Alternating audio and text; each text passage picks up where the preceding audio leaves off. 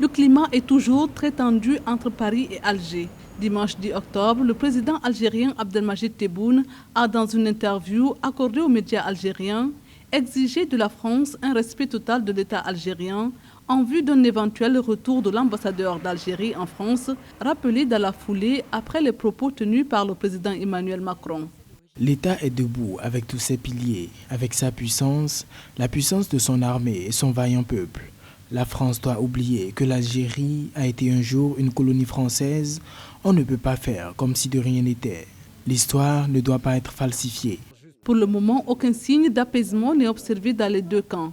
D'autres points ont également fait l'objet de discordes, notamment sur le nombre d'Algériens visés par une procédure d'expulsion du territoire français qui, selon la France, est de 7 000.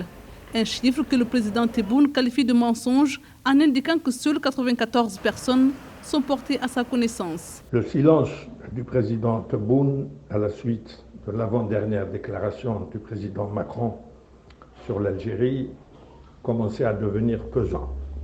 Donc le président Tebboune, en parlant hier, a rattrapé ce retard et a coupé court à toutes ces supputations. Sa déclaration va dans le sens contraire de l'apaisement souhaité par le président Macron dans sa deuxième intervention sur France Inter.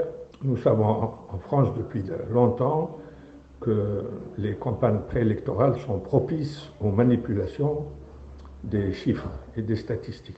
Cela ne va pas dans le sens de la réconciliation qui était l'objectif principal affiché par Macron quand il a commandé le rapport Stora.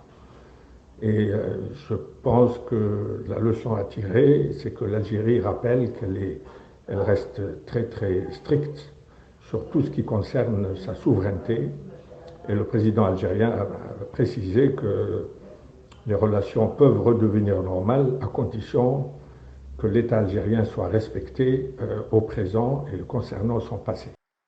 Emmanuel Macron a déclenché la colère d'Alger après des propos rapportés samedi 2 octobre par le journal français Le Monde, accusant le système politico-militaire algérien d'entretenir une rente mémorielle en servant à son peuple une histoire officielle qui ne s'appuie pas sur des vérités. À la suite de ces propos, une série de décisions ont été prises, notamment l'interdiction aux avions militaires français participant à l'opération Barkhane au Mali de survoler l'espace aérien algérien.